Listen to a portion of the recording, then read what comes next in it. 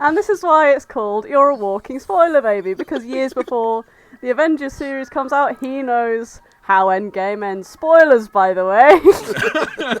Hang on. Sorry. I can hear an ice cream van. Oh, fuck's sake, Tony, go away. Yeah, my window is closed, but green sleeves is forever. If that bit is not the first opener of this episode, I will eat a hat. I think it might be.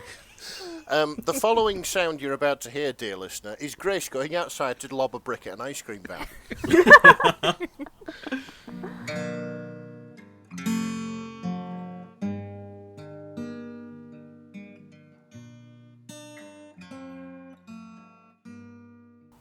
Oh, stop. Shush.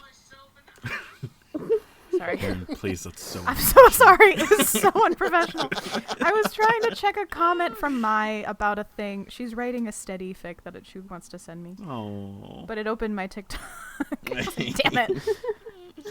I immediately pull my phone out to silence everything. Yeah, I was like, oh no. Oh, that's a good idea. Shit. Yeah. Hang on. Getting on that myself. You know what? This was a public service announcement. I did everybody a favor. Yeah, you did. And Part we of the thank plan. you for your service. Thank you. So, does anyone have any ideas of how we're going to open this episode? Because that's the other thing I didn't think about. Welcome to the fic list, everybody. Just kidding. We've got special guests today. I can only do one intro, and it's our own. So. You beat me to it by like a split second. Hive mind. Yeah, other than that, no, I have no idea. Have you guys heard the Finland conspiracy? What? I'm so sorry, what? There's a theory that going around on the internet that Finland isn't real. I believe it. I'm on board. Yeah.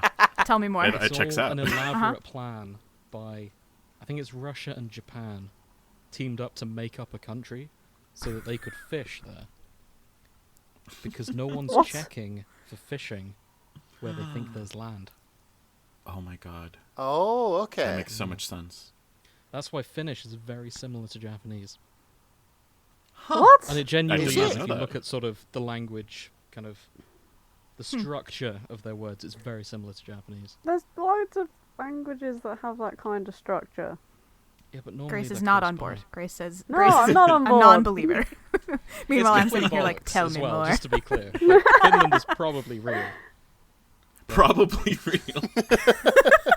I mean, We're I've not never 100% sure. That's true. Has anyone here been to Finland? been. No. It sounds really nice, though.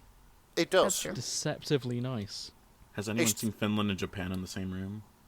Yeah. Oh. Hang on a minute. Guys, we have fan fictions we gotta talk about. We're here for a purpose. Good point. Okay. Have we been funny enough to do an intro in those last few minutes? What, talking about the weather? No, we've just been English. Okay. Right. Okay. Let's say something more interesting.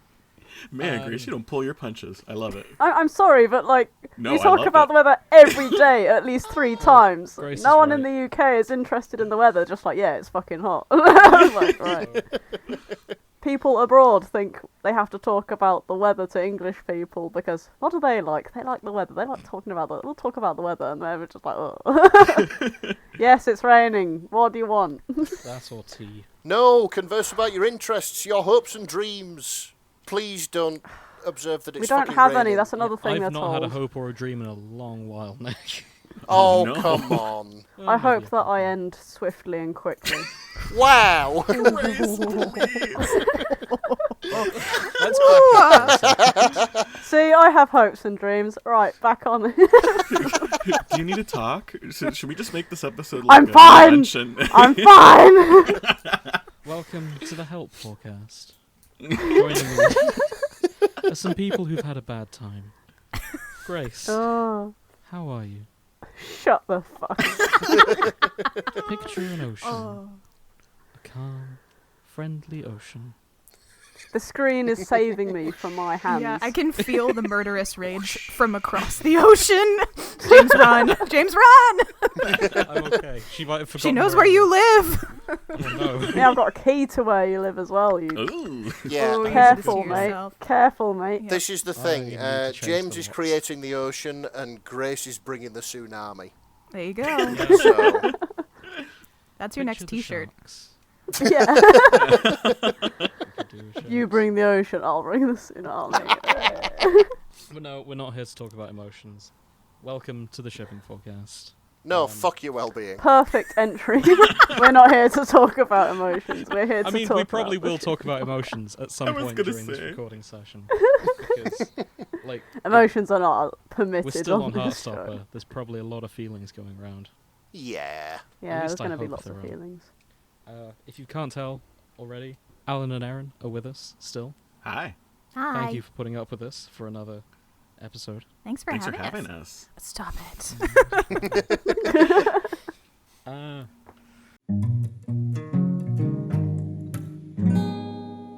There's going to be a lot to talk about, so we may as well jump right in that case. Oh. Which means I'm going to pick on Nick. Oh no. Nick, what have you been reading? Just ignore the frantic scrabbling about, dear listener. Okay, so I've been reading something called Ballroom Dancing by Rambling_Willow. Okay.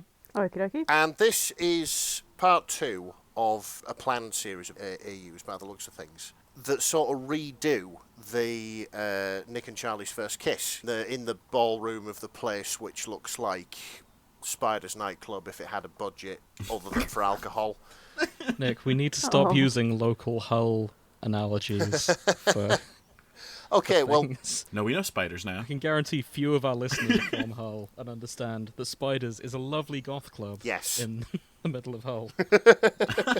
I was just along for the ride. Picture a nightclub of your choice. Be like- The grungier, the better. Yeah, absolutely. So the really swanky club or house or whatever it was, where they go upstairs and they find the big empty ballroom and stuff like that. It's all nice and so what I sort of found compelling about that scene is how sort of terrifying it must have been for Charlie and Nick. Charlie doesn't know if Nick likes him, and Nick doesn't really know what's going on with his, with his feelings towards Charlie and his sexuality and stuff like that. So, yeah, it must have been pretty harrowing for the both of them.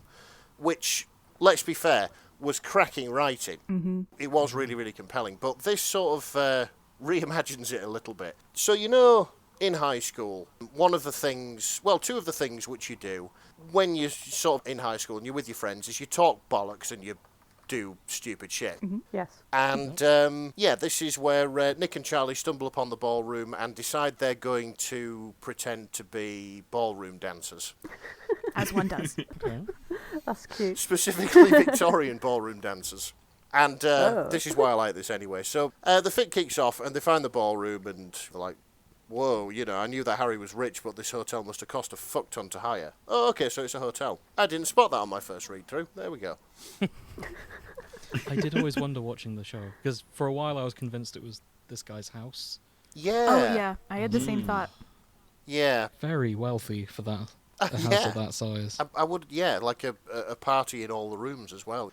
Mm-hmm. There's the parents are sort of tucked away in the corner, banging on the floor with a broom handle. You kids, keep it down! It's like 5 million high school kids in this place.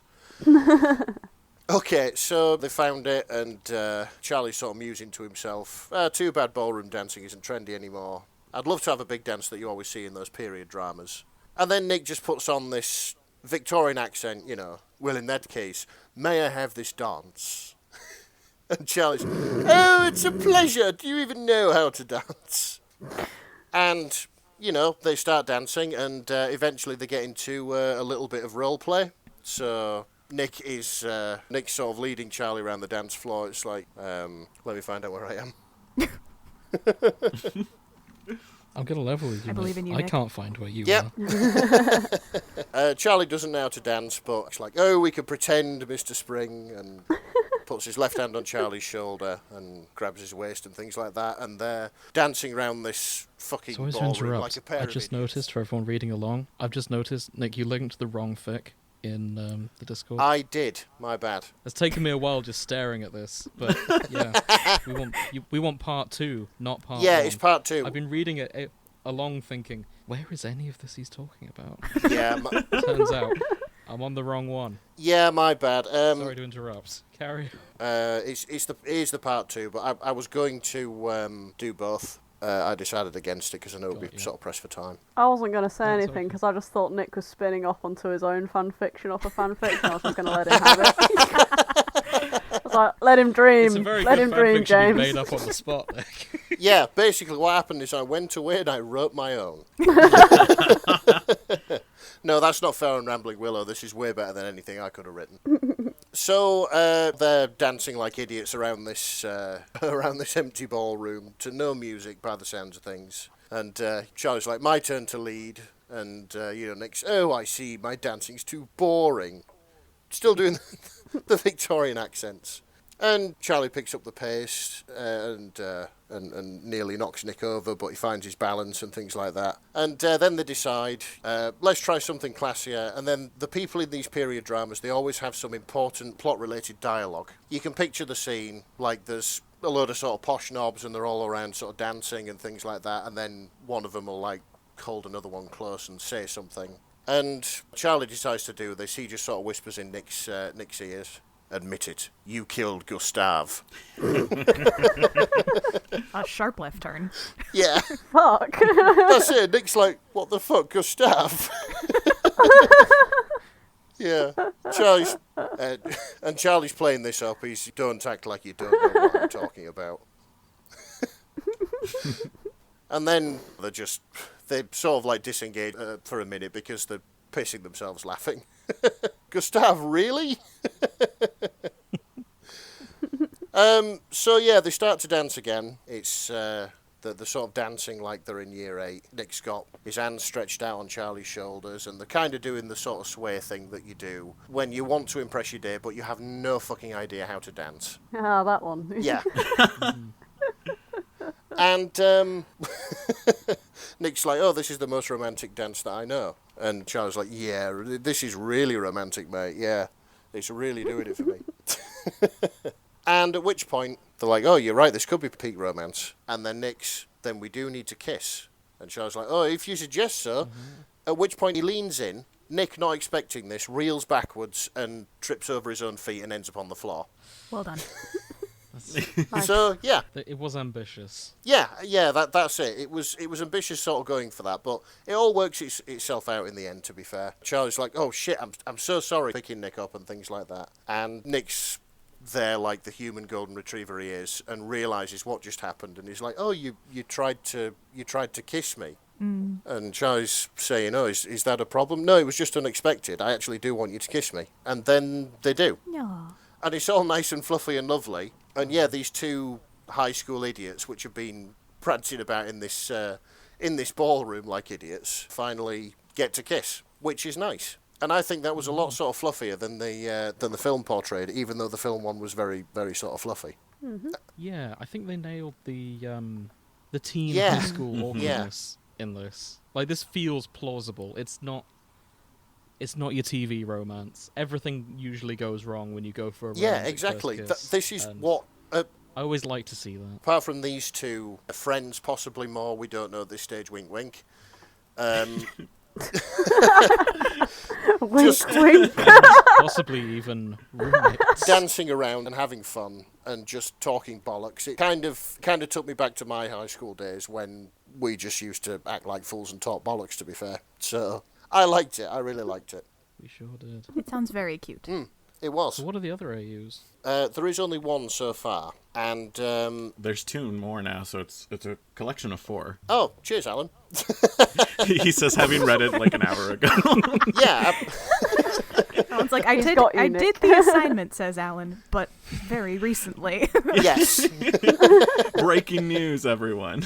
yeah. This is it. I mean, there was only 2 when I started. The first one is called "What Are They Like Then?" and it was just a little drabble that Rambling Willow made, exploring what would have happened if Charlie used they to ask about Nick's crush and not she.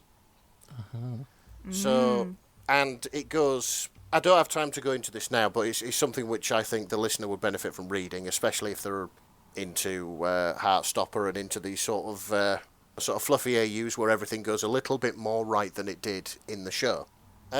But it goes a lot better than it did in the show, and it's just really sort of fluffy and lovely because Charlie still thinks that he's got a chance even before him and Nick kiss. That's good. That's the kind of confidence he needs. Yeah, exactly. I can't help but notice part 4 has the tag rated M for Macarena dancing. Yup. Oh, wow! It's delightful. I highly recommend reading the other two as well, because this is a really sweet collection. I loved it. Alan, do you want to do the shipping forecast full time? Do you just want my Just job, poaching Alan? Alan. Here's the keys to my car, my house. You can have Sophie, why don't you? Who's Sophie? Nick's SO. Yes. Oh, right. Well, Grace, I think that means you need to come join me on the fic list. We'll just swap. That's a fine. little exchange program. Wait, Erin, if you're taking Grace and Alan's taking Nick's place, where is Nick going? I don't know. I didn't think that far ahead. Just into the Oh. sea. No! Sorry, Nick. It's okay. She was too excited at the possibility of me crossing the Get ocean really that she No, forgot. no. Sorry, Nick. I know where I'm going. I'm going to ride off into the sunset, and I'm going to have a little ranch on the North Yorkshire moors where I'm going to breed sheep. Okay. Okay. Nice. Clearly thought about this. We're going to do one final episode about a megaverse, and then Nick will never be seen or heard from again. They've got him. My job They there took him. is done, and he's gonna go. Yes. Alan, say it again, sorry. Oh, I don't remember. It was some one-off joke. I'm Okay. sorry. No, it's okay. This is the way my humor works. I throw a ton of jokes at the wall like spaghetti, and whatever sticks, sticks. And if it doesn't stick, it wasn't good. Oh, no one heard it. Because I was talking loudly. It's okay, Grace. You hate me, I understand. No, I'm just obnoxious. You're coming for my job. No. Kids I mean, yes, here. but no. I don't need to start anything. No, honestly, I was dead chuffed. I just thought I'd have sort of like more time to go look at trains or fix my car. No freedom. Nick, come back. She's like, I would love to go back to the car show. Back in the cupboard, Nick. We're doing a podcast. No cars till you're done. We agreed. Oh, but why? Them's the rules. Them's the rules. Okay, fair enough. Because the toy wheels against the desk keeps coming up on the mic. How the fuck did you know what I was doing at that present moment? Because you also make beep beep beep noises when you're doing it. And that also gets picked up on the mic. One thing I am wondering, sorry, just looking again at this one, do kids still do the Macarena? Yeah. I think so. I hope so. Although I found out something the other day regarding the Macarena that Yeah, the lyrics one are of the younger dark. people. Yeah, I told you it. Mm-hmm. It was me, and I'm older than you. There's another version of it, but I also found out that at the same discos they play the Macarena, they also play Soldier Boy, so I'm just like, what? The dance of my people. fucking what? Superhero, that hoe, and the fucking, with like little kids jumping up and down, like, oh right, no way. It's not what it was. That's weird. Well, remind me to never to go back to a school disco. Why have you been to a school disco? Everyone's been to a school disco, just a long, long time ago. Oh, sorry, I thought you meant in your adult life. I was No. just like, what? I'm just trying to avoid them. At the school disco. When you say school disco, is this like a school dance? Or Yes. is there like a specific disco specifically for high schoolers? Oh, it's not high schoolers. It's usually like junior school. Yeah. So like it's just like flashing lights and like this DJ. Yeah, this is why it's fucked, right? Because like the max age for people generally at the school disco is like 13. Mm-hmm. They played Sex on the something, Beach and back in my day. Oh dear. Yeah, they did. Yeah. Hit me with your rhythm stick was a good. They're all just really dirty and innuendo-y, so the parents can like drink alcohol while the kids just jump up and down on the dance floor, not understanding what the fuck's going on. Essentially. I don't think I went to a dance in school until I was like 13 or so. Really? Okay. I don't know if that was just my area or what, but yeah, that was we just didn't have dances until we were in approximately middle school or so. Were you actually properly dancing? Oh god. No. No. We were being dumb children. It was very much like, okay, after school on this Tuesday afternoon, you can put on your cute dress or whatever outfit you want, and you'll dance to like. And you'd skid along the floor. Yeah, like Yes.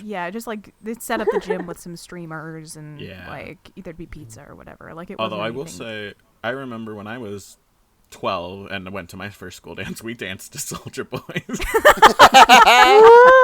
Oh my god! Yeah. How old are you, Alan? I'm 27. What? Yeah. What? Yup. Why was Soldier Boy? I'm the same fucking age as you. It took a while to make its way across the ocean. They had to put it in a shipping cargo thing. Yeah, it took the long way to get to. It was big over here. It was a big. movement. Why was this guy? What the hell? Oh, maybe I didn't have the good old days. Maybe it was happening just like not around me. Oh my god. Okay. I did not mean to send you into like an existential crisis. just a little bit. You were just a little bit. always dear. you were just always in the restroom when they were playing that particular song.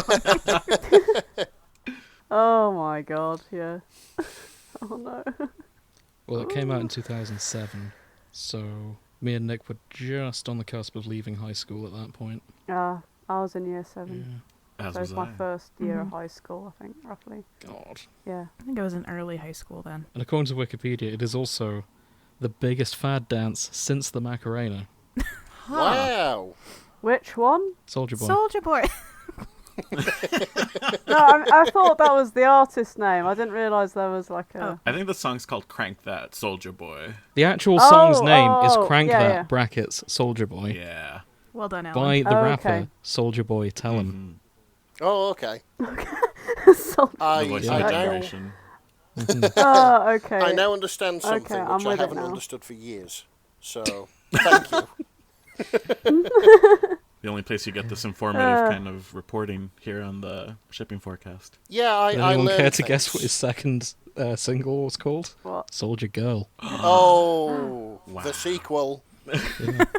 Oh, So And the third one is just called Ya, Less creative over time. Nice. which is spelt Y-A and then 3 H's. Great. So, Yeah. Ya, Well done, team. Excellent. which is eerily close to Yas to me, so that's kind of how I'm going to read it from here on. This is a tangent, but there was like I was a going to say, year this and a is half our where- tangent quota done, by the way. We're not Oh, we're allowed done? anymore. Okay. Are you sure? Because Alan was just about to go on another tangent. No, I'm curious I what Alan has to say, though, so... I was just gonna say there was a year and a half where I started using Yas unironically, and it was awful. I hated it, but we made it past it. I'm here to tell you it gets better. You've grown as a person. Proud of you. I'm glad you made it through that turbulent time in your life. Thank you. It was really important to have friends that just walked me through that. Crikey. what are friends for? It's true. But yeah, thoroughly enjoyed this fic. I'm going to read the rest of them in my own time once we're Yeah, done. now that I've discovered that there's 2 more popped up while I wasn't looking, I'm probably going to go back and read them as well. Oh, and the third one is also good. I think it's a truth or dare moment. Which who doesn't love that? I love those. Oh, yes. Those are my favorite. So, I love those kinds of things. so I'll go back and read those. Thank you, Rambling Willow. It's I've had a ball. Thank you. Oh, you bastard. Hey! Had a ball. Hey. I loved it. I was waiting for that. Okay, so, Erin, It's my turn. what have you been reading? I have been reading, amongst many other things, a fic called A Little Slice of Heaven by knightserrand on Archive of Our Own. It is also Nick and Charlie, obviously. It is a hockey college university AU that is actually a spin-off or a remix of a different webcomic called Check Please, which I am not familiar with, but seems like something that would be delightful. The It author's is. note on the fic says, if for some reason you don't know what Check Please is, it's a very cool comic about a gay hockey player who makes a lot of pies. While you don't need to read the full comic to understand this fic, if you like Heartstopper, you will definitely like Check Please. I see what you mean, what you said in the last episode about the Boston accent. Rude? Drag her, Sorry. Nick. Drag her. Hey, God damn, Nick! Don't No come after prisoners. her like that's that. it. I'm out. You can do the rest of the recording without me. It's my okay, God, I've read Nick. it. So I'm basically, sorry. in this fic, I dislike all of you immensely. I'm sorry, Erin. No, you're not. I don't believe you. No, you're right, I'm not, but anyway.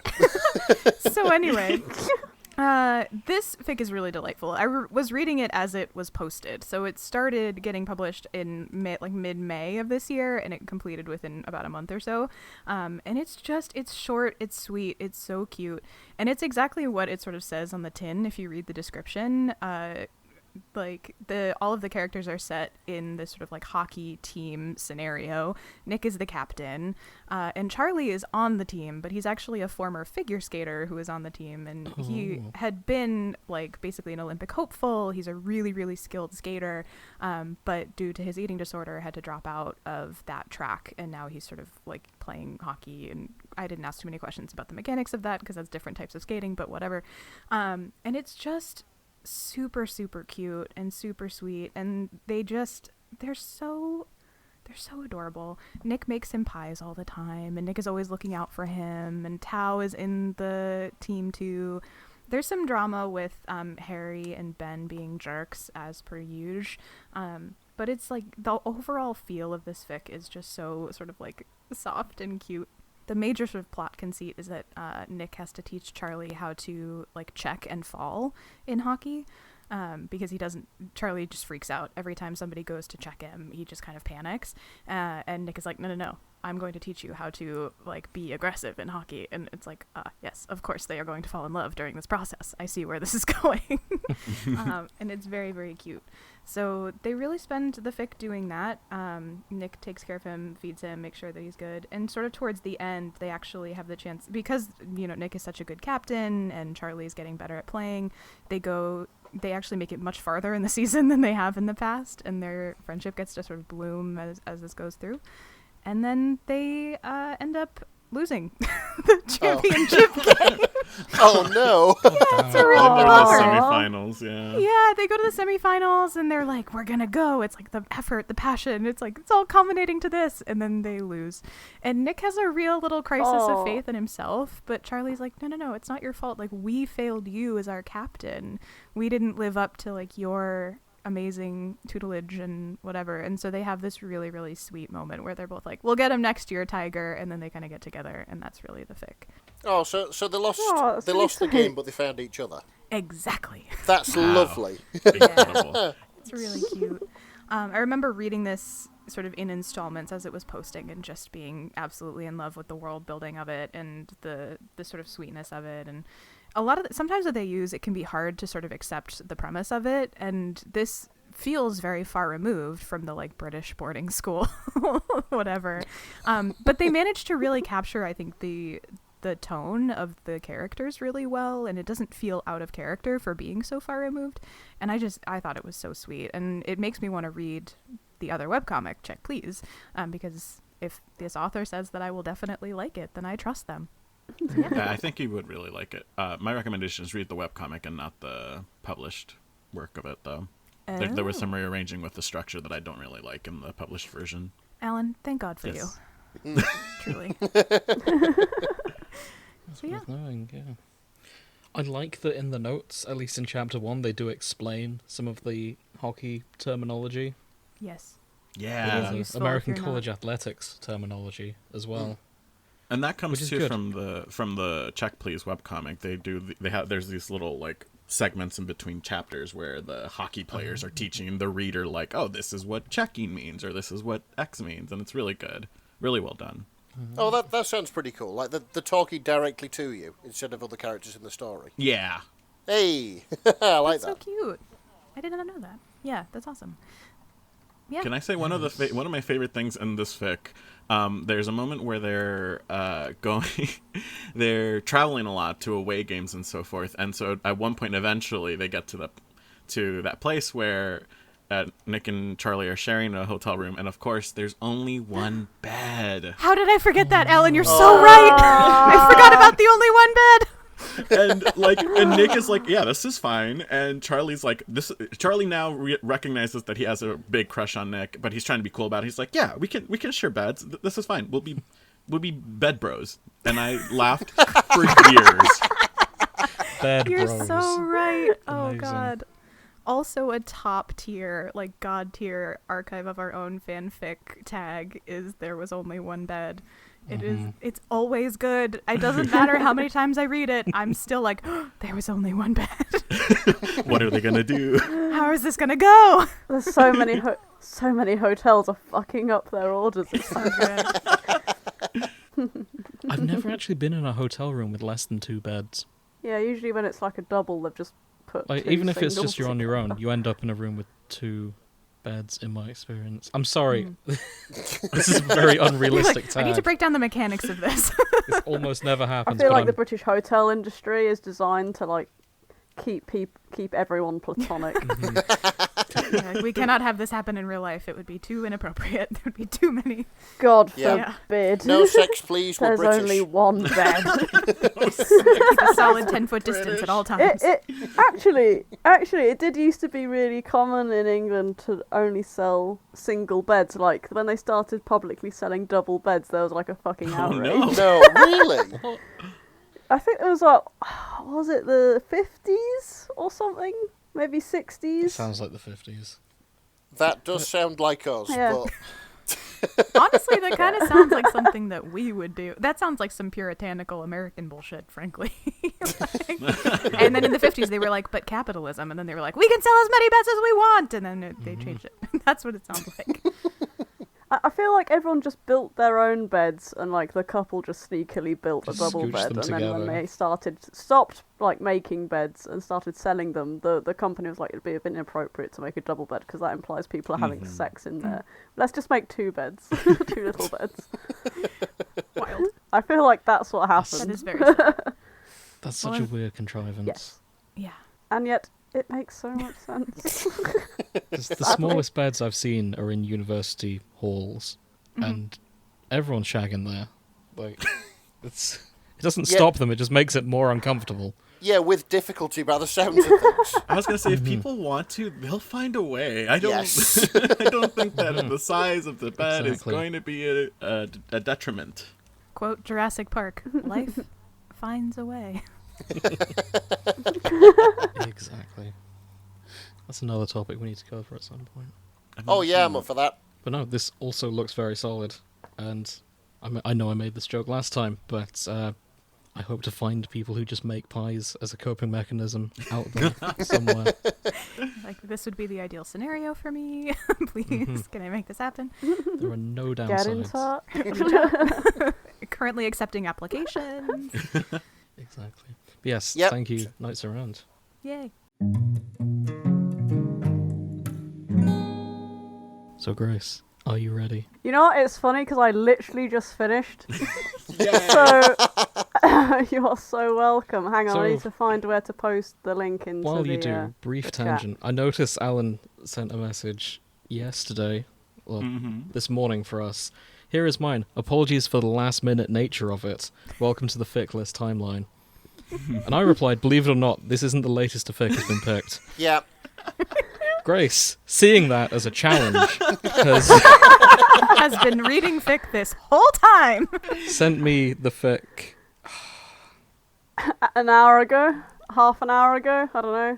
coming Well, up on actu- 2 hours ago. Yes, it was literally maybe half an hour before the show starts. And how much of it had you read at that point? Oh, none of it. I see. Oh man. I've been a very busy lady, alright? Erin, are you sure you want Grace in the extreme? I don't know. I Hey, feel like hey, this hey. is the kind of chaos energy that really works for our brand. So I I will would warn like you, to Grace. say- In our show, we read both fics, so you'd Yep. be reading 2. And if there are guests, we have to read all of them.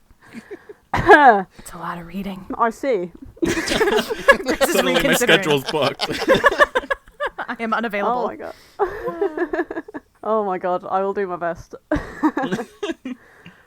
Either way, I feel like I can deliver on short-term deadlines. That's what it says on my I have no CV. criticism of the work you bring. I feel like the police sergeant in a crime thing, where it's like, Grace, I would fire you if you weren't so damn good at your job. I'll throw the book at you, but Yeah. God's sake. Yeah, but goddamn, she gets results. You're a loose cannon, Grace, but damn, you get results. So I considered that obviously, even though I was late bringing something to the table, I did read a number of fics before actually bringing one in, which is half the reason I'm late, is because I do read loads of them. Mm-hmm. And I thought, what? We're probably going to need something short because we've got 5 people. So I've picked something that I found mildly amusing. Well, I found it very amusing, but I don't know. You can decide. It's called You're a Walking Spoiler Baby by irwindolls. And I chose this because I thought it would be interesting to see what a soulmate AU would be like in this. How do you feel about it? Oh, you do like... I love it with all my heart. Well, damn, Grace, you do good work.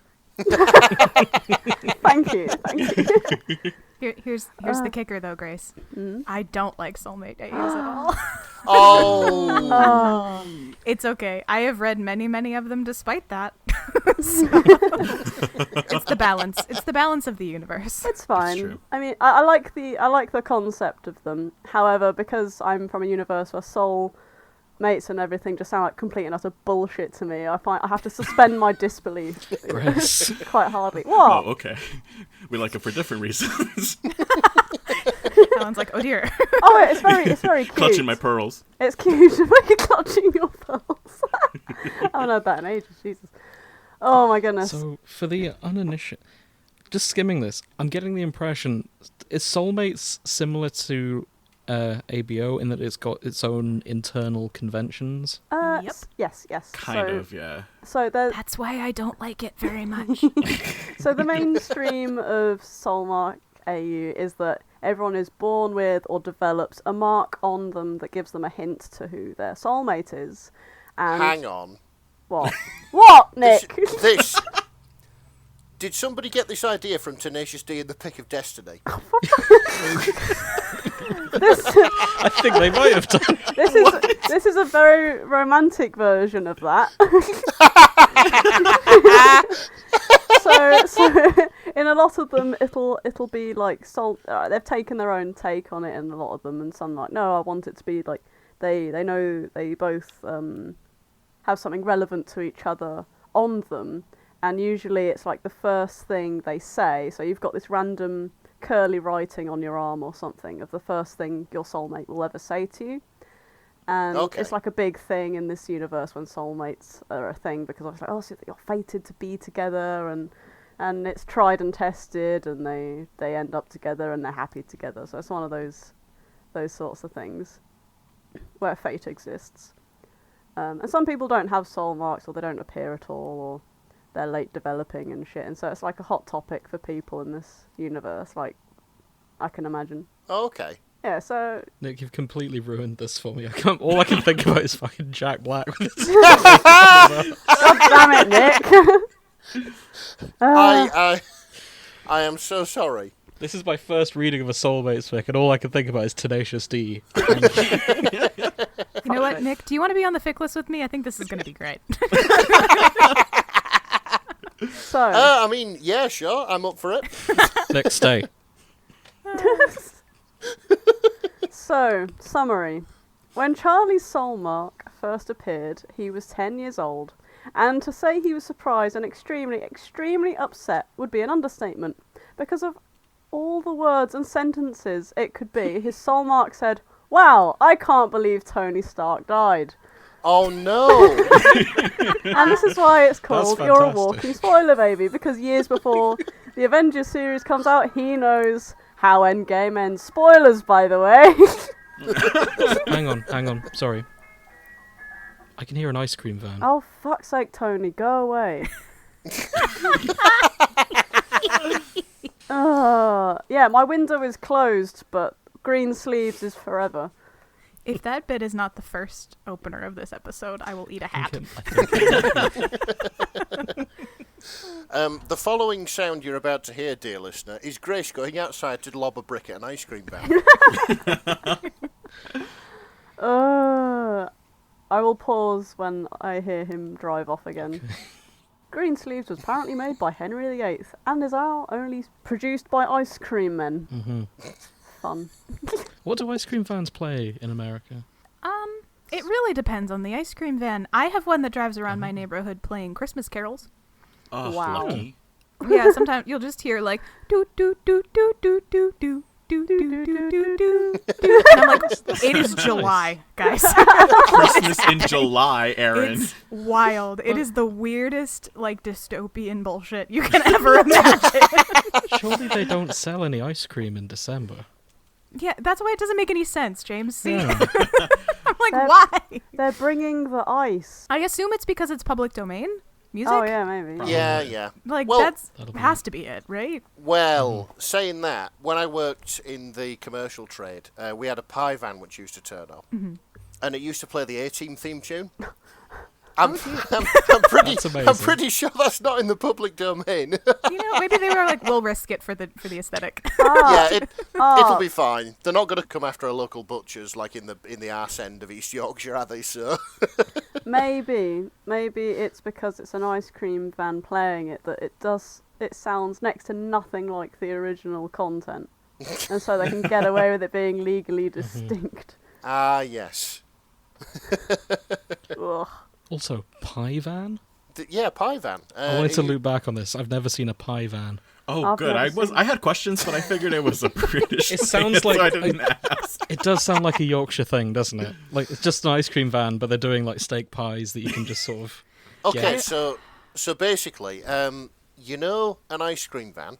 We have a Yes. 2-hour limit. Yeah.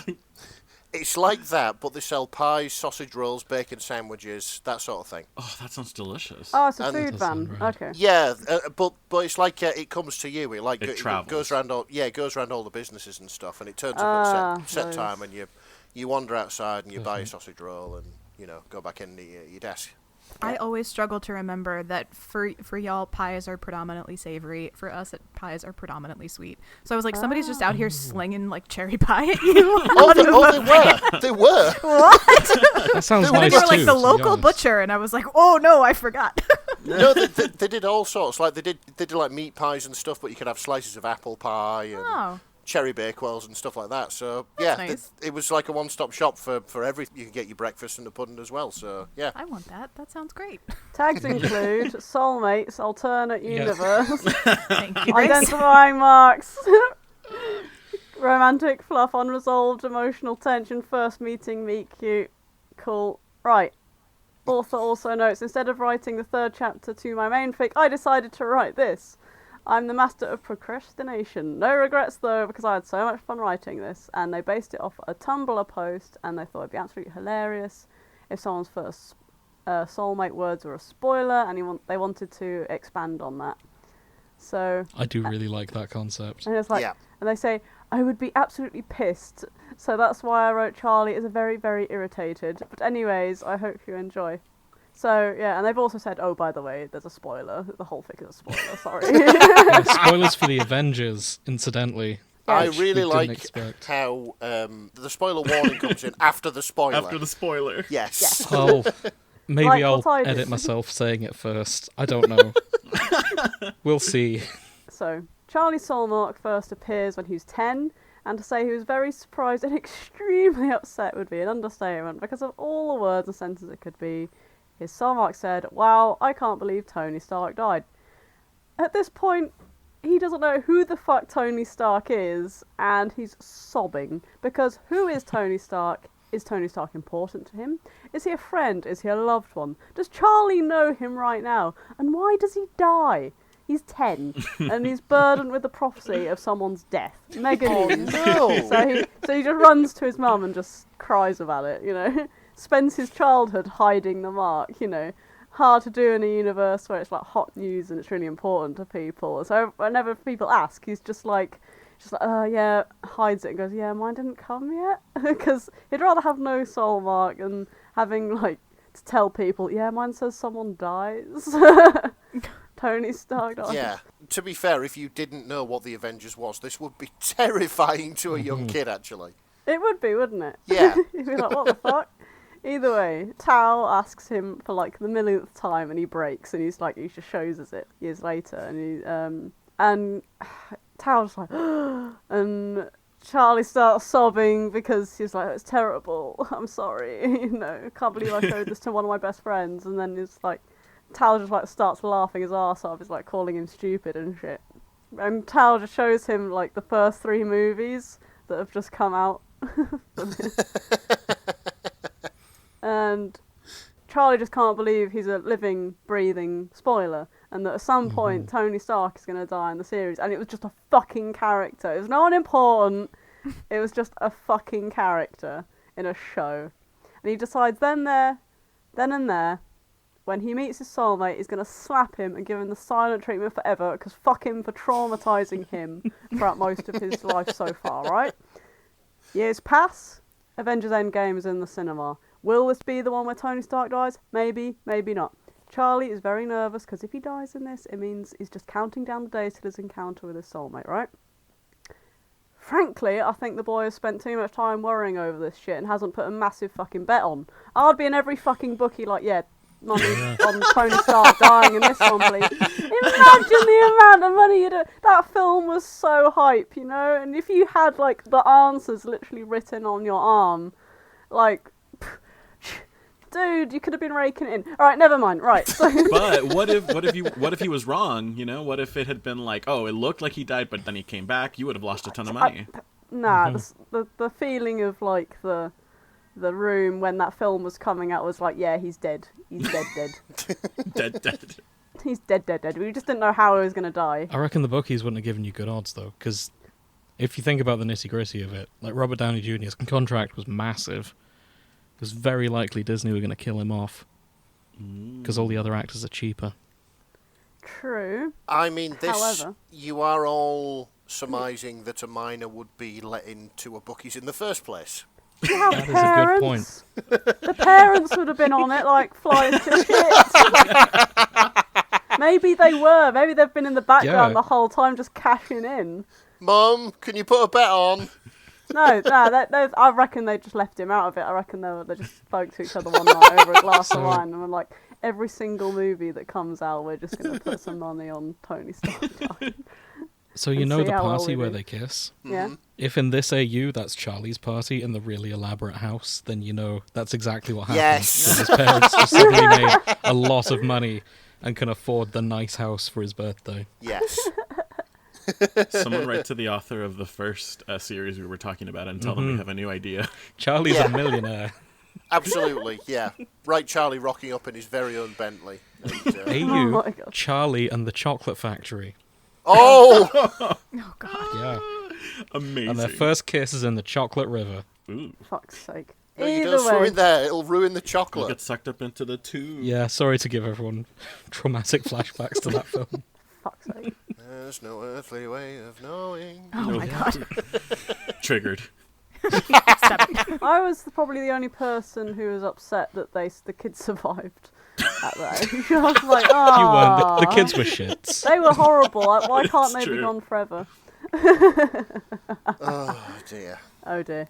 Oh dear, oh dear. Either way, so they go to the cinema for Endgame, and obviously, like, Charlie's a nervous wreck. And just to make matters worse, Tal just goes, oh, why are they here?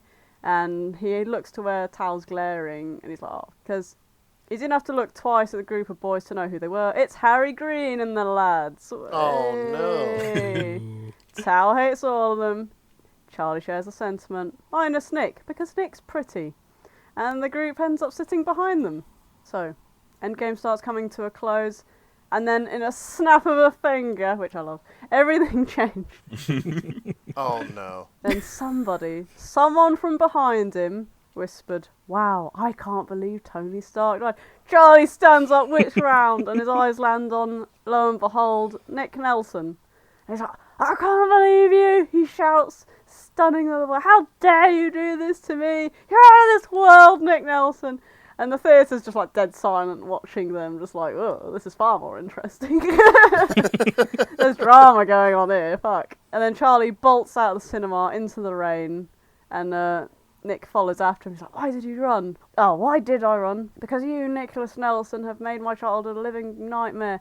Because you spoilt the whole ending for me. Because you couldn't keep your damn mouth. And then Nick just starts smooching him on the face because fucking soulmate are you.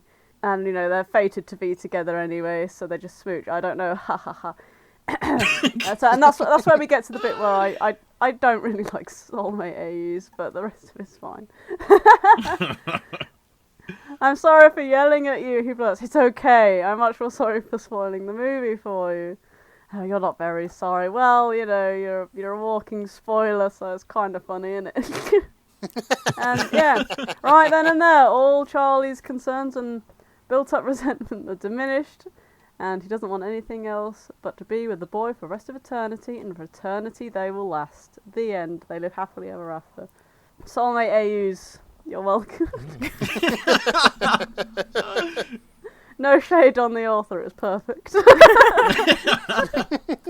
Do we learn what Nick's mark said? No, and it drives me nuts.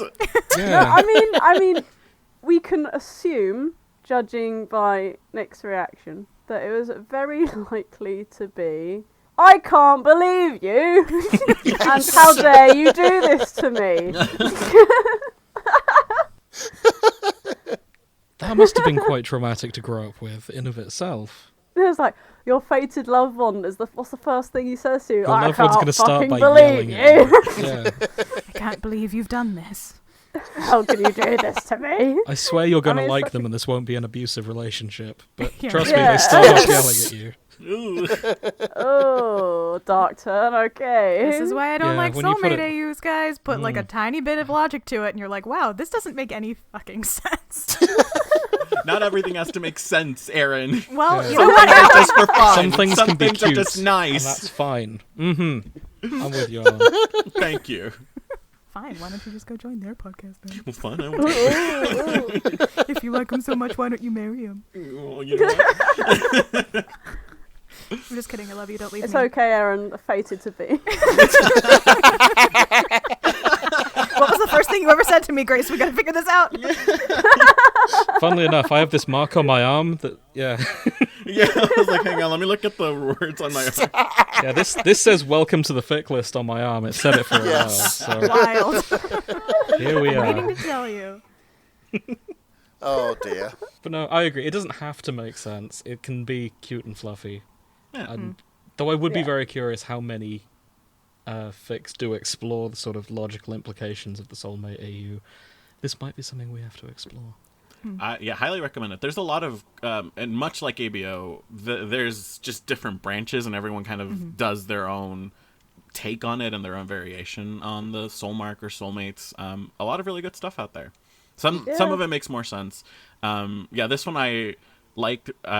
I have a question about, because Nick didn't necessarily say the spoiler to Charlie, so those weren't the first words he spoke to him. Would that have counted? So I have questions. I can only assume that they've never really spoken to each other before. Mm-hmm. It's In this almost case. as if the rules of the universe don't make any sense. I mean, No shade to the author. I have this problem with Oh, every soulmate AU. I always sit there and I'm like, what? Because like, the rules vary every single time and it drives me nuts. But that's what makes it fun. Stop it! But usually they tell you what the rules are in the description, don't they? They're just like, yo, this is my own law on this this brand. You know. This is I my will take say, on it. very often in Heartstopper AUs that are soulmate based, what often happens is their first words to each other are hi, which is Aw, hilarious. Because Yeah. then the whole fic is always like, do you have any idea how difficult it is to have your first words with your soulmate be hi? It's the worst thing on this Hilarious. earth. And the comedy ensues from there. But yeah, no, that I find very fun. That's a good one. I do like that one. I suppose it's a little bit like one of those dumb action movies. The less you think about it, the more you'll have fun with it. Yeah. Yes. Yeah. That makes sense. So soulmate AUs, they're the Michael Bay of fanfiction. Yes. You heard it here first, folks. A controversial take, but we stand by it. Yeah, that does. Okay, Yeah. maybe Michael Bay is too harsh. That's it. There are Plot dumb hole. directors What that I plot hole? like. Just fucking blow something up and watch that. I want to see a Michael Bay soulmate movie now.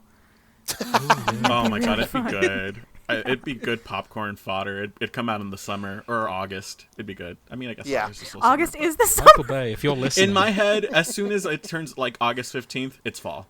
Yeah, it's Halloween. Yeah. Yeah, you're so right. This is I why we're know. friends. Well, Michael Bay, if you're listening, get on that. Yep, You can get have on that it. idea for free. It's yours. Mm-hmm. So, Alan, are you ready? Yeah, What have you been reading? I have been reading. Was this enough example to see how we do it? Yes, I think this was good. And now I'm just, I'm gonna do my own variation on it. That's fine. Go for I'm it. just kidding. I don't know what I'm doing. That's a lie, because not only did you read every single fic that all of us were talking about, which is way above and beyond the assignment, you've also been contributing wonderfully to each person's take. So Honestly, please. Alan, get yourself some painkillers after this because your back's going to be killing you from carrying the rest of us. Stop it. I don't do well with compliments. Did you just hiss like a cat? Yes. Oh man. I've been reading a lovely little fic called Wish You Were Mine on Archive of Our Own. It is by the author Aciel, Aciel, I think. And the summary reads, what if Charlie had allowed Ben to talk to him at Harry's party, and Ben's apology was genuine? What if Ben wanted to try again with Charlie? Maybe this time would be different? And it's pretty much what's on the tin.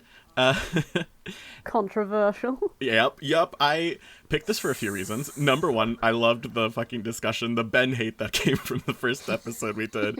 I was like, oh, this is going to get under people's skin. Oh, you bastard.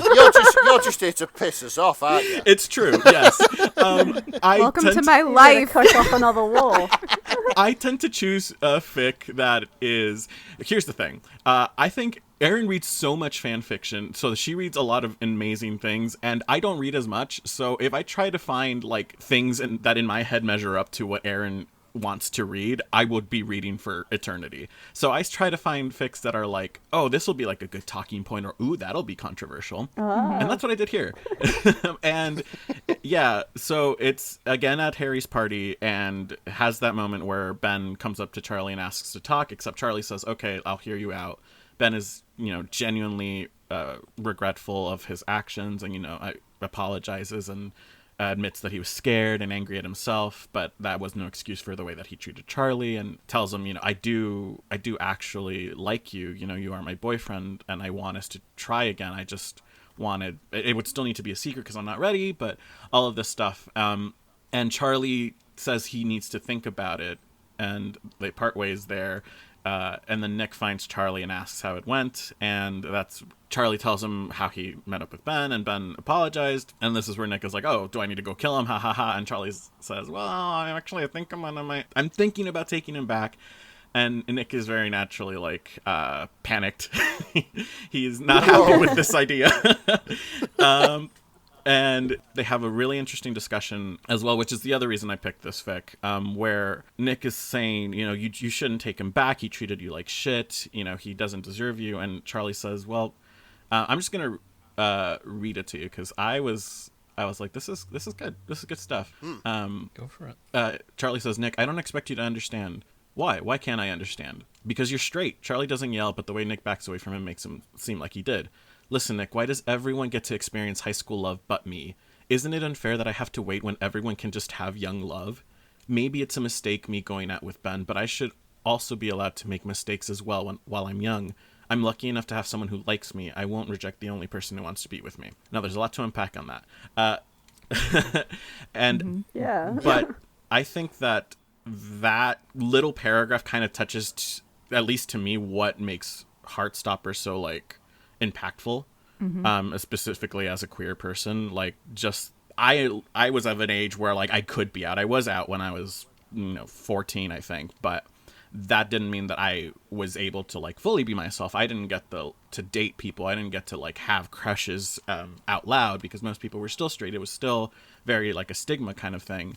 And that little paragraph just like talks about that experience and like wanting to be in love, wanting to have young love, wanting to have that fantasy, and kind of being willing to compromise on what you would take back, or like what you are willing to accept, just to kind of get that feeling. And I thought it was a really good like sign as to what Heartstopper does right, and that Charlie and Nick get to have that experience without needing to compromise anything about who they are or what they want. And the rest of the fic is pretty straightforward, where Nick is like, well, but what if there was someone else who liked you? And Charlie says, all right, name them. Where's the line? Because there is no one. And Nick's like, okay, it's me, idiot. And Charlie... Oh. And Charlie's like, you like me? And Nick says, yeah, I thought it was obvious. And so they kiss, and then that takes us back into the canon, I imagine. But yeah, I thought it was a really interesting take, and it addressed something that I thought was really well done. Yeah, I'm impressed that they managed to sum up that. Yeah. That kind of one feeling that a lot of people have in school with like just what he was saying. Yeah. Yeah, it's part of the like stuff that was like kind of, I don't want to say traumatizing, but triggering. As anyone who was queer and watched Heartstopper, you were traumatized. I sobbed through so much of this, just because it was like, I am so happy that it exists for a younger generation, but also can't help but grieve the part of me that will never get to experience that like young puppy love. You're so right, Alan. You're so right. I know what you mean. Oh, Alan. Like, it's like love lost, isn't it? Yeah. Like it's fucking horrible sitting through school just watching like couples get together, and it was like it's sort of like, oh, they're going with him, and then you just watch people from like across the room staring lovingly into each other's eyes, and just I don't know, just being gushy, and you're just like, you kind of learn to sort of try and reject it a little bit, but really you kind of want that for yourself. You just want a bit. I'm gonna stop. You're doing great. No, this is too personal. Here were those feelings we were talking about. I'm being earlier. triggered. Oh no. No, I mean, I am in no way qualified to speak on that sort of stuff, but I kind of get what Grace is saying. Yeah. Yeah, you know. But that's why it's so important that Heartstopper exists, and that it like is doing well and has found the people I think it needs to find. Yep. Well, I think it's also interesting that it has resonated for so many people, not just queer people, but because even if you're straight, you can relate with the idea of like, I am somehow not worthy of this thing, or like I don't deserve this thing. Like that feeling can be universal, even if the experience that Heartstopper is talking about is uniquely queer. And I don't know that it is uniquely queer. I think it actually happens for a lot of reasons for people. I think that happens to a lot of people who maybe are neurodivergent or have a disability, where it's like, I can't have this thing because I don't see myself in these narratives that exist of like what love looks like who could ever love me for this reason or that reason. So I think that like feeling may be a queer story, that story that Heartstopper is telling is queer, but I think there's a universality to the feeling of just really struggling with that, your self-worth and your self-acceptance, that makes it so powerful, and to me speaks to why Heartstopper has become such a breakout hit and has spoken to so many different people in so many different ways.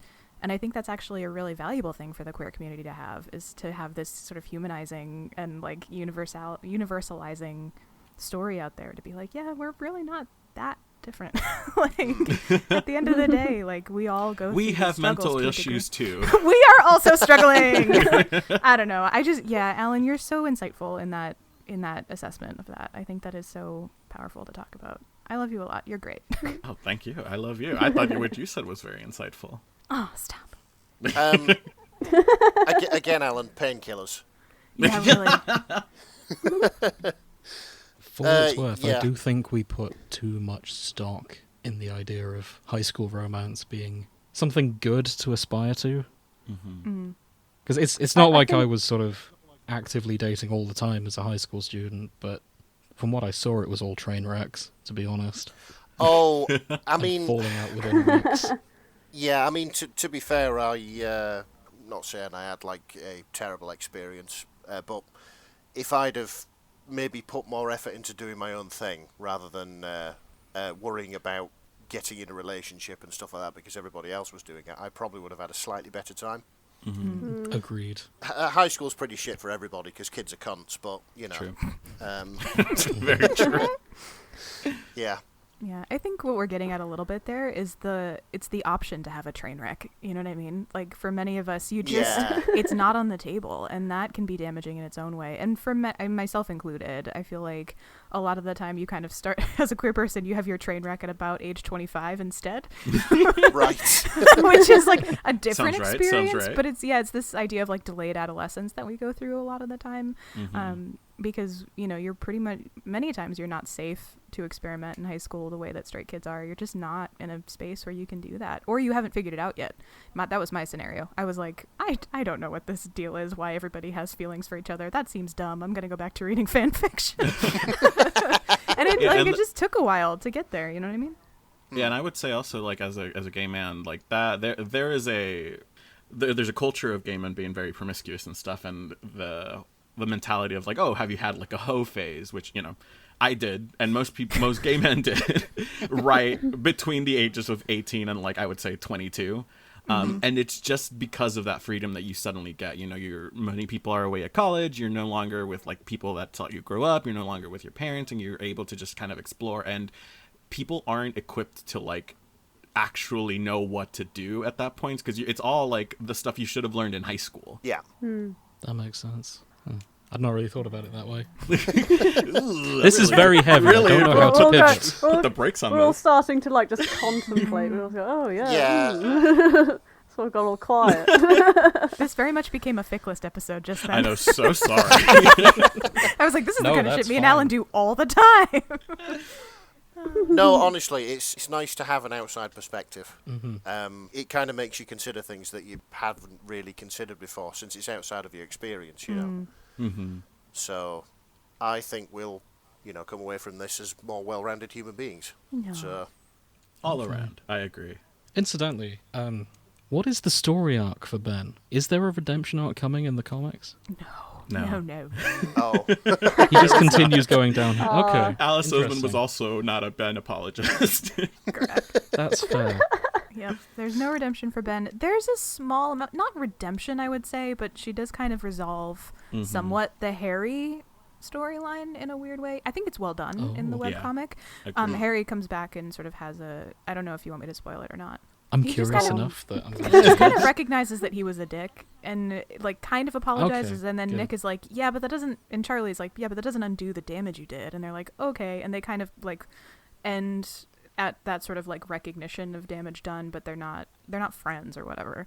So Right, I think like it's apology accepted, but you're not forgiven. right, Yeah. which I think is actually a really powerful way to handle that, because I think if there had been some like Yes. big forgiveness arc or whatever, it would have just been really shitty. But I think that's a really healthy yeah, role. it's Agreed. really yeah, definitely. healthy. You do not have to forgive somebody, Correct. especially Yeah. if they're being like, you know, deliberately a dick. Yep. So, yeah.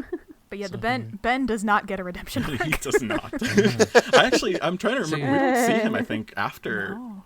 In fact, he plays a much bigger role in the TV series than he does in the webcomic. Because in the webcomic, Oh, interesting. the thing happens where, you know, Nick finds Ben assaulting Charlie, and then he kind of disappears. Yeah, we don't I don't really think see him again. we don't see him again. So my interpretation of Ben watching the show is I'm expecting him eventually to come out as bisexual and just feel awful about pushing his... Is trauma the right word? It might not be. It can be, yeah. His repression was just sort of...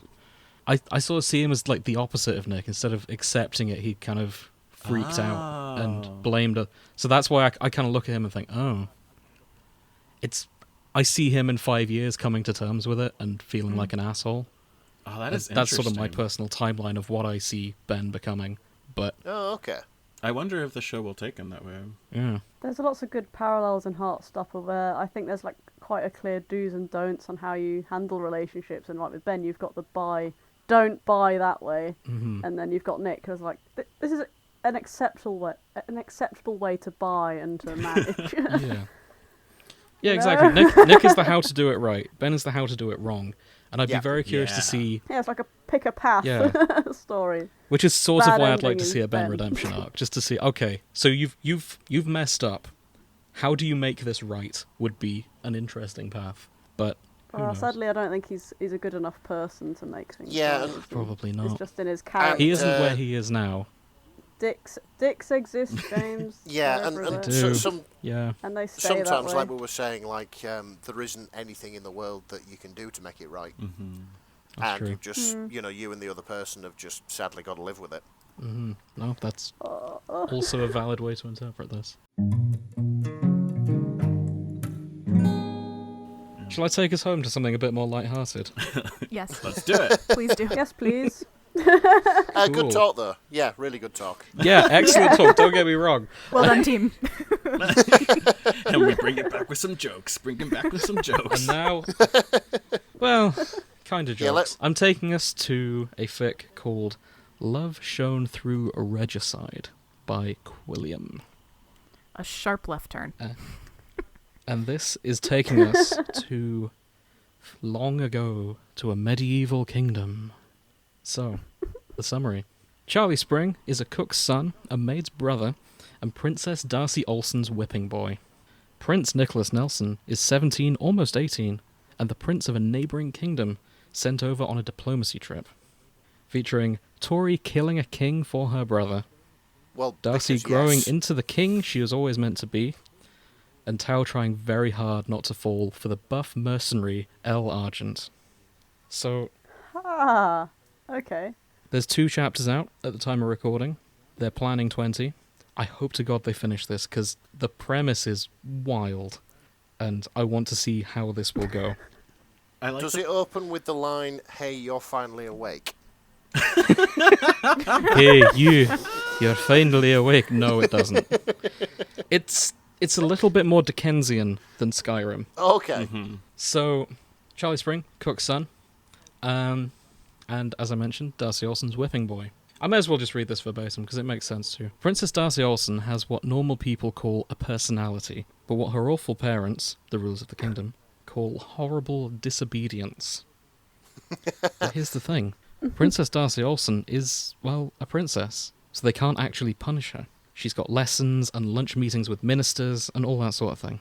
So for that reason, they have Charlie Spring, which means at the end of every week, Charlie Spring kneels in the throne room and Princess Darcy Olsen recites her perceived wrongs in a shaky voice, her father's hand heavy on her shoulder, and feels his back light on fire. So, the gist of it is, yeah, Oh, a literal whenever whipping Darcy does boy. something wrong in her parents' eyes, they whip Charlie, and Charlie's parents are paid handsomely fucked. for it. So, Oh, okay. yeah, that makes like sense. they've essentially just rented out Charlie to Darcy's dad as someone to beat whenever Darcy does something wrong. Oh, he doesn't sound like he's having a very good Tough time, does he? He's not having a good time. No, It's what children are for, guys. I knew Grace would like this. I knew You don't it. have them because you love them. God, it's all about money. No, I'm joking. A great qualifier, Grace.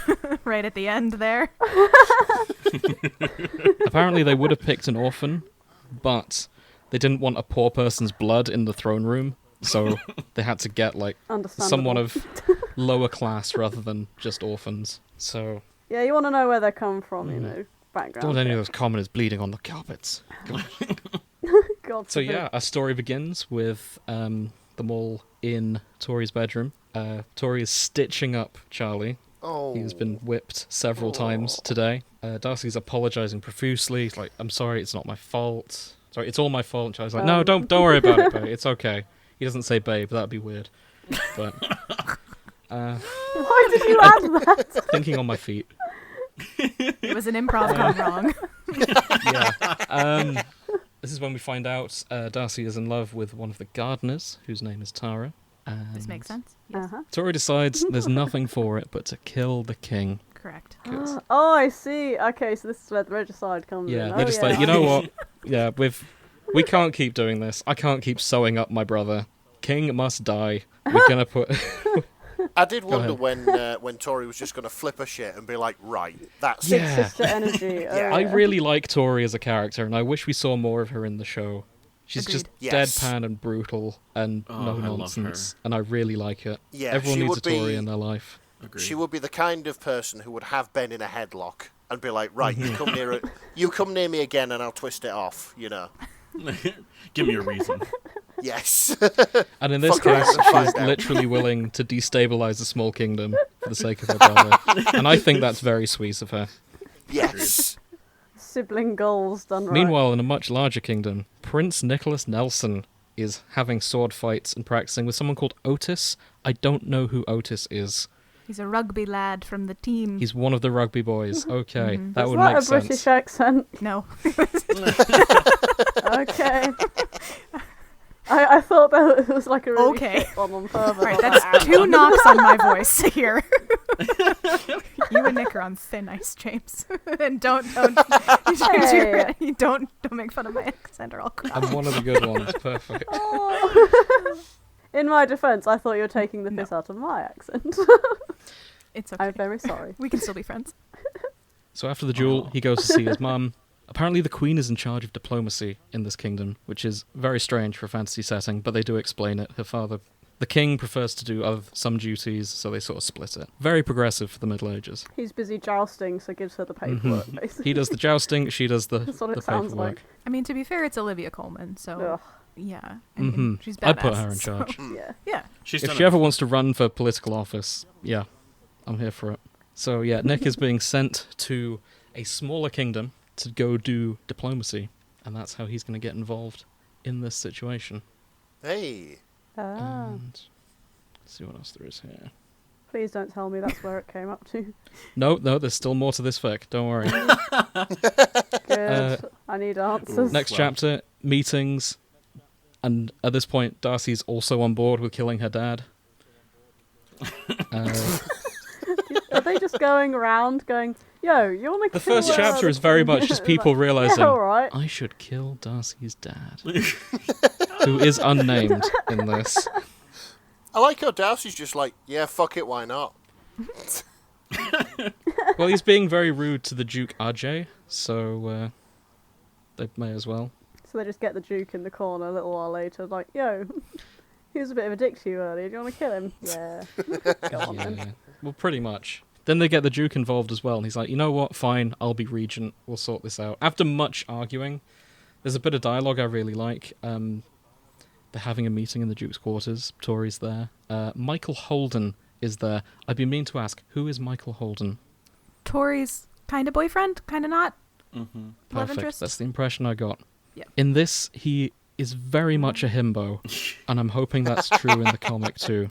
I believe so. Alan, you're gonna have to speak to that as the canon expert here because I've never read the full non-Heartstopper webverse. Yeah, I also have not. But I think that is accurate and makes sense with what we know of Tori. I think you need someone who's more like bright and energetic to offset her. He's very much of that cloth in this. He's honestly my favourite character in this so far.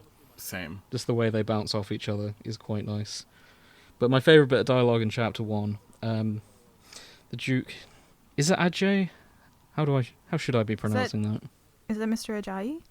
Mm-hmm. Ajayi. Yeah, that makes more sense. Yeah, he's the Duke. He's upset that they're plotting treason in his bedroom.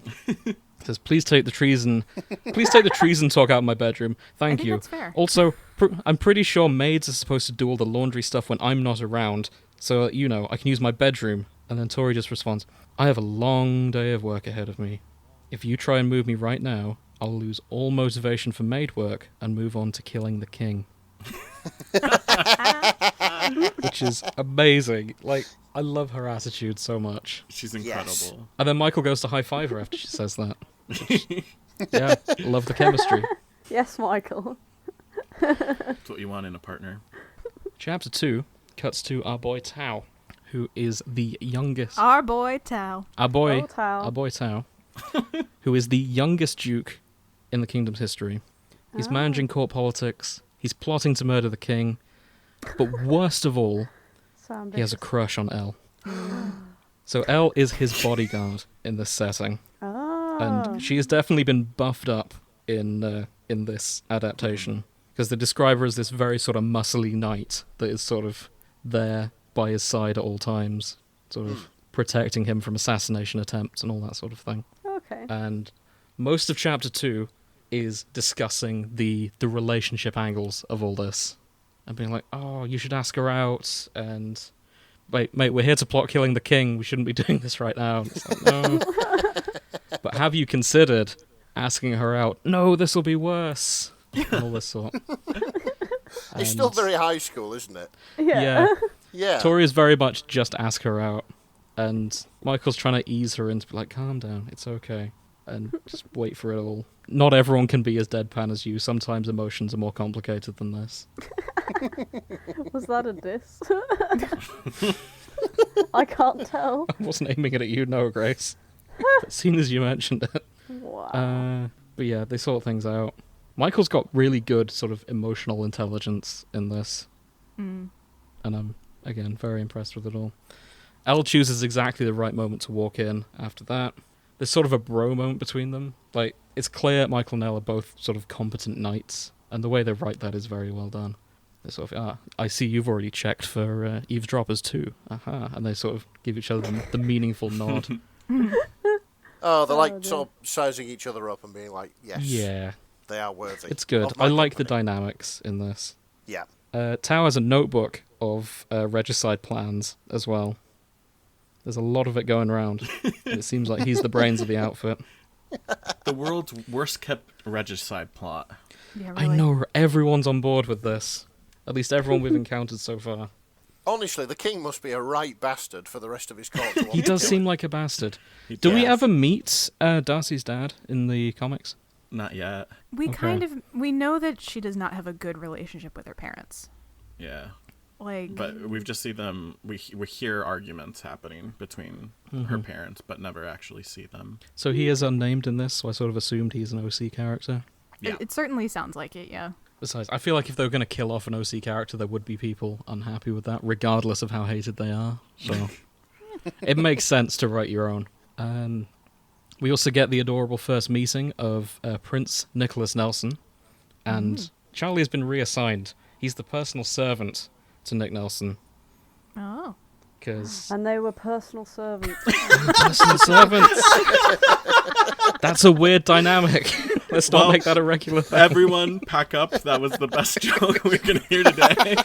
Congratulations God, I think to you're right. Grace. Thank you. Oh, man. Well, the scene is quite adorable. There's all of the, I insist, call me Nick. And he's like, yes, your highness, I can't do that. And sort of Charlie's internal monologue going, I can't be this casual with the monarchy because I'll get beaten again. And, yeah, channel your inner Tory, be as deadpan as you can. And Nick's insisting, yeah, call me Nick. And then his buff lady knight, Imogen, comes in and goes, Hey! you can even call him Nicholas if you like. And he's just like, no, stop it, my name's Nick. And, yeah. I loved that choice. Eventually Charlie just flat out says, no, I can't do that. There's an adorable scene where Nick goes to shake Charlie's hand, and Charlie bows at the same time, and they just sort of hit each other. And, yeah. Eventually, Charlie says, I'm sorry I can't do this. Then Nick says, I'm sorry too. And then Nick starts unpacking his stuff when Charlie can't do it.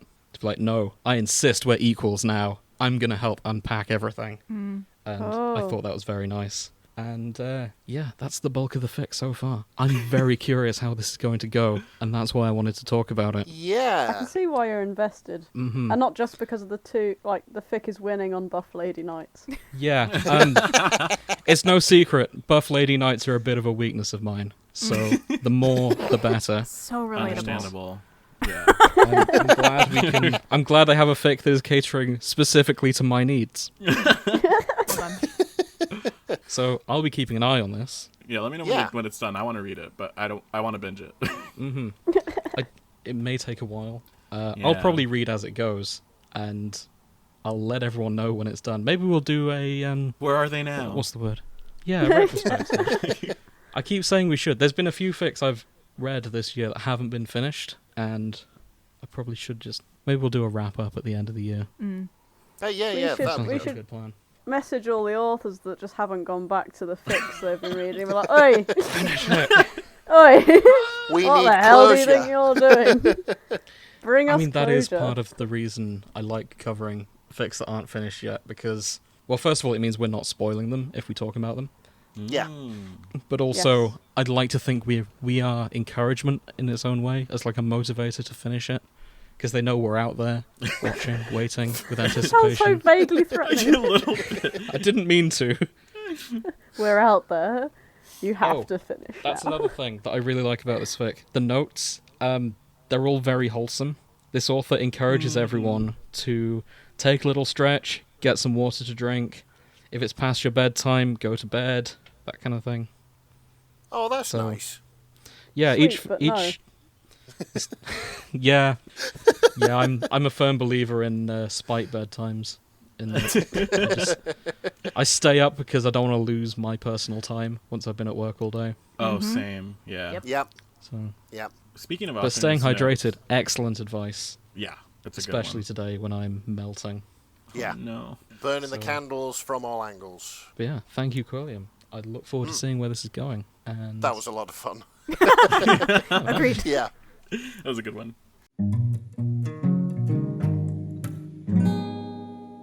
we managed to burn through this quicker than I expected. We did. I'm proud of us. Well Like- done, everybody. Well done, team. Yay. This might be the first time that part 2 is shorter than part 1, because I think everyone sort of heard me complaining about how much footage we had and said, okay, I'm going to keep it quick. Note taken. I didn't note expect taken. that. No, it's fine. Give us a timetable, and we're good at keeping to it. Yeah, I'm impressed.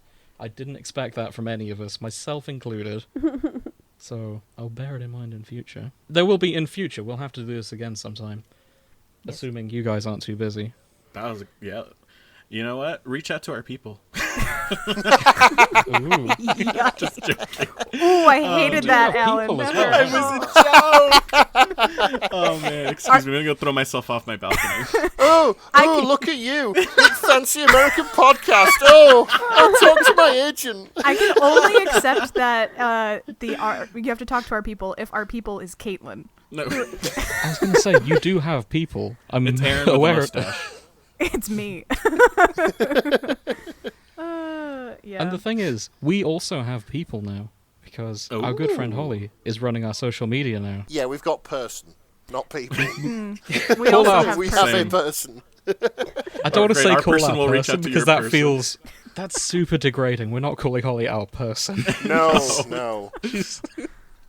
She's It's more than a just- person to us. She's very special. It's just being from Yorkshire. I didn't want this sort of image being put out that we have like a huge studio somewhere with people running about and you're on in 5 minutes. That sort of thing. Three of us Yeah. walking down a corridor with random people in suits, like handing us shit. It's very Devil Wears Prada up in here. Everybody's like, gird your Yes. loins! This coffee doesn't have enough milk in it. Just throw it on the floor.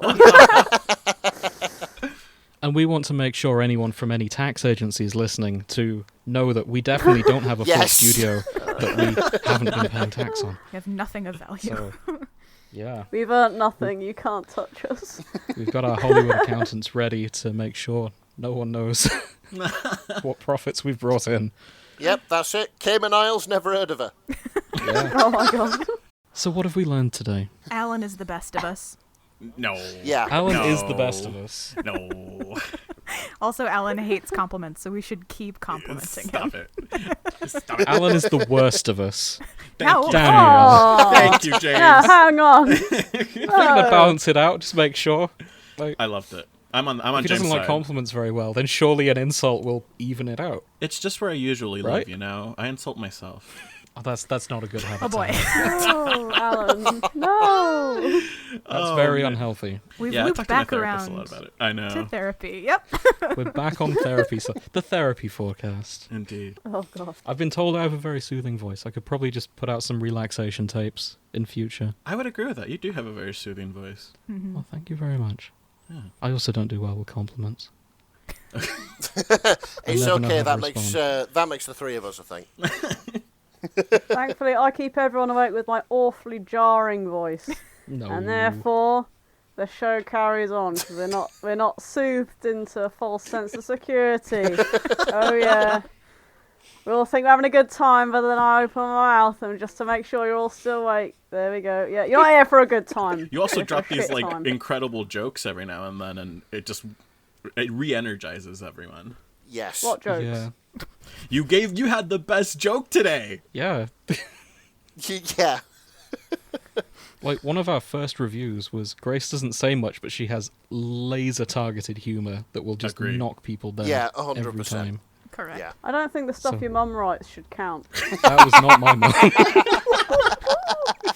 There's that laser targeted humor There it we were is. Oh, talking about. alright, shut up. We can move on to something else. Yeah, I like that this has devolved into a like compliment session. All right, now everyone say something nice. And everyone's just like, no, fuck off, get away. It's actually an even higher standard, because that was your brother. Oh. Oh. Yeah. Hey. What was? The thing review, the imagine. laser-targeted humour thing.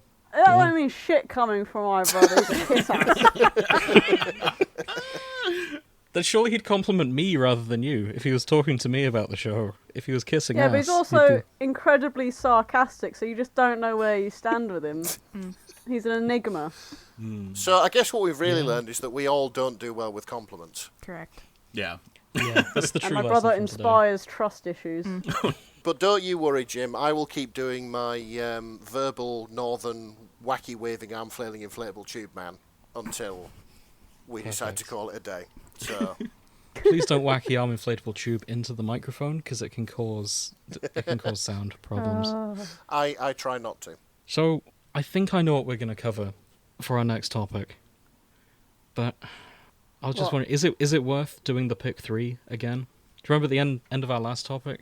When we're the one before Heartstopper even. Yeah. Nick, I gave you a choice of 3 to pick from. Should we do that again? I'm easy to be fair. You know, I just go where I'm pointed. I was so curious as to how you all choose things. There's actually a board. I'm not even Oh kidding. my god, yes! I've got a whiteboard downstairs with all the dates on. Amazing. So I thought Jim literally went outside, licked his finger, held it in the air, and he's like, right, the wind's coming from the northwest. We're going to do Jurassic Park today. You know what? I think that's a very valid life choice. Looked outside, it's raining. We're doing Waterworld next week. Oh, Yes! Hang on. Does Waterworld have enough?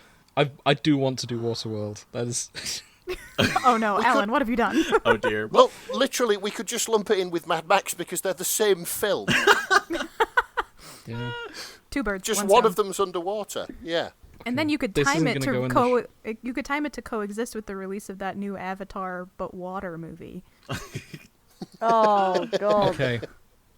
Right, Erin's cracked it. We do Waterworld when we do the water-themed episode. Genius. Coincide with Avatar No, coming out.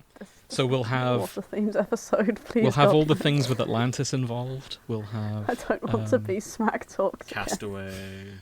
Castaway. Yeah, could do Waterworld. Castaway, Waterworld. Atlantis. The Day After Tomorrow. There's a Yu-Gi-Oh! Yeah. Waterworld crossover fic, incidentally.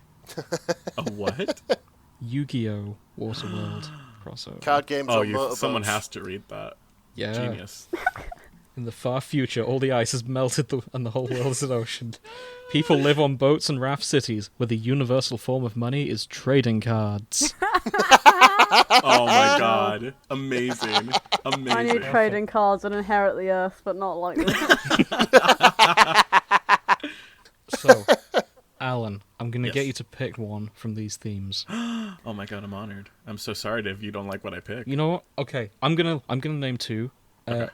Nick, Grace, if you want to name another one in there, that'd be great. In where? Another one each, or... Tell you what, yeah, okay, so I'm gonna say cannibals is the theme for the one I'm gonna say.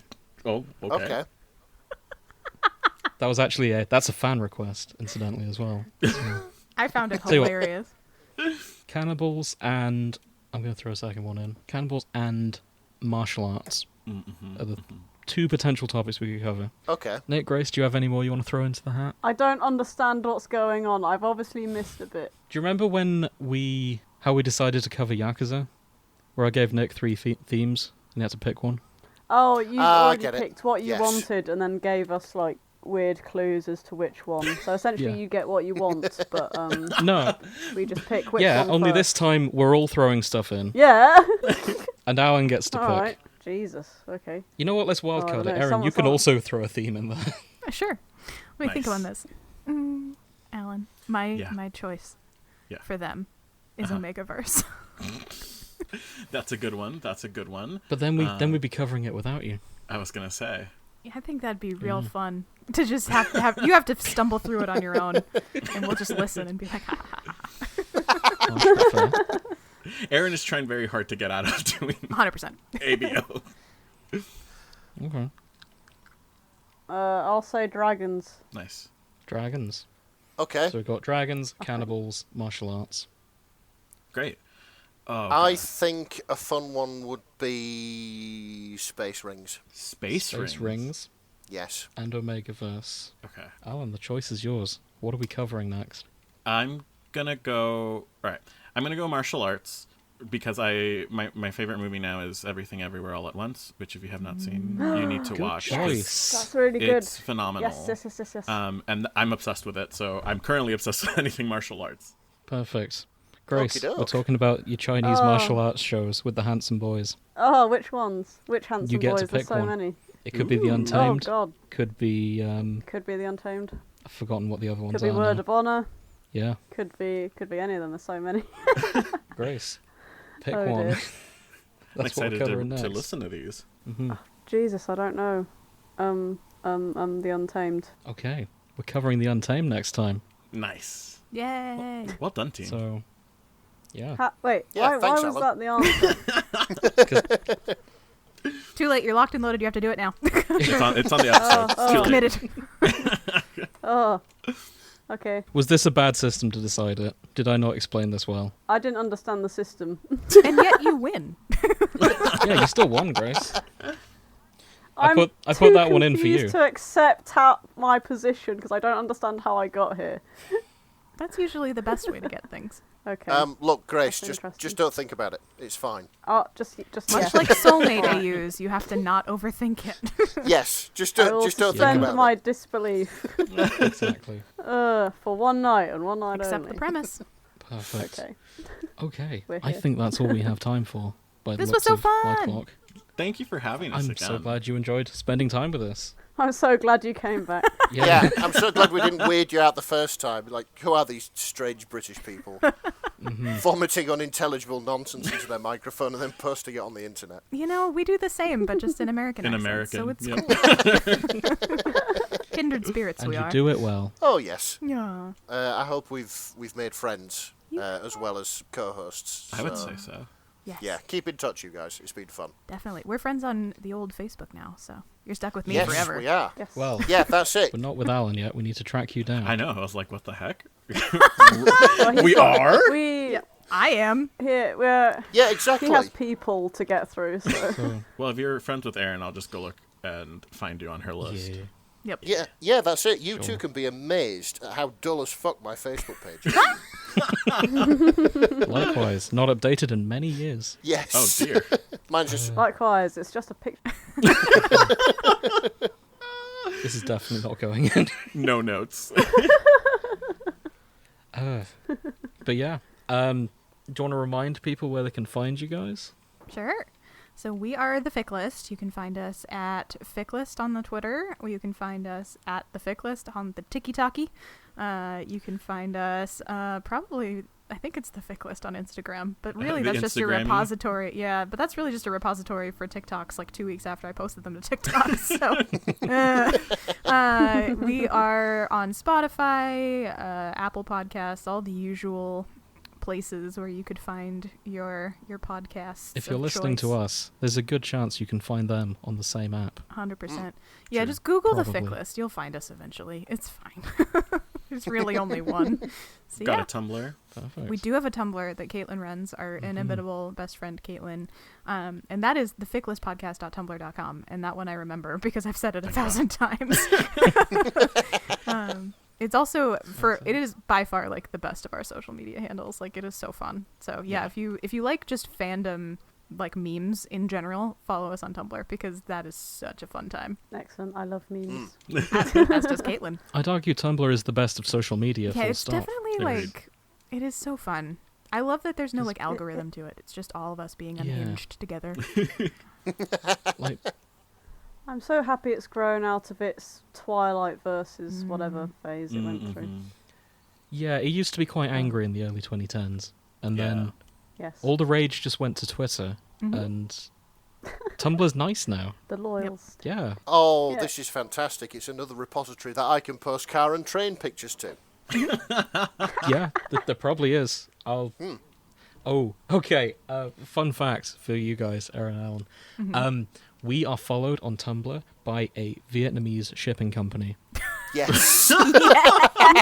and Well they've been following done. us ever since we've been on Tumblr. And I don't know. No. They're still there. No. You know why though? Because that was when the Ever Given got Oh, stuck yeah! in the canal. Yes. Yeah, And because we did an episode on the Ever tuned Given. in. They tuned in hoping to get information on that, and then they got us. Yeah, And they were But hooked. they- they've not unsubscribed. So Yeah, but they I, never No, I left. hope they're they're still enjoying here. themselves. Like, if the Vietnamese shipping, I've read your Tumblr. I can't read most of it because it's not in English. But if you speak English and you're listening to the show, I hope you're enjoying yourselves. Because it fascinates me that you follow us. Yeah. Little do we know, we're very popular in Vietnam. I hope so. That would be nice. Oh, I just like the idea that there's some lonely soul on a bridge on a freighter somewhere going down the Mekong. He's being entertained. He's having his little moment of darkness, sort of flushed out and lit up by our 3 and sometimes 5 voices. I love this image. That would be nice. Yeah. I hope so. But yeah, if you're I listening don't know, to us, I feel like he'd stay a broken man. Alright. I kind of feel like we should end on a lot of British TV ends on, if you were affected by any of the topics we discussed in this program, please write in or consult someone if you're not feeling okay, because we did cover some heavy stuff today. That's true. Yes. Yeah, we did. It's good to talk, So- guys. It really is. On our podcast, Sorry, we always say go to therapy. It's great. Yes. Go to therapy, everyone, Yeah. if you can. If you If you have access, it is a worthwhile endeavor. Failing that, write to Grace at... No. I'd be the worst agony aunt, but I'm happy to give you advice in all its forms. Be at your own peril. Yeah, is Don't that advice listen- just the 6 words? For fuck's sake, just get over it. that's 7 words, but never No. mind. I was so impressed you were able to count before saying it. I would not have been able to. Would have just accepted that it was 7. Wouldn't have questioned it. Yeah. Oh, I Yeah. can do strange things when I'm sleep deprived Oh no. and have caught the sun. So, yeah. Yeah. Get some rest. But yeah, thank you for listening, everyone. Get therapy, Nick. Okay. Get therapy, everyone, and join us next time when we're going to talk about the Untamed. Hey. Take care, everyone. And good Bye-bye. night. Good night. Good night. I probably shouldn't assume people are listening in the evening, but oh well. Too bad. I'm going to been stop done. It's over. recording. It's happened. It's been done. Look, night's going to fall eventually.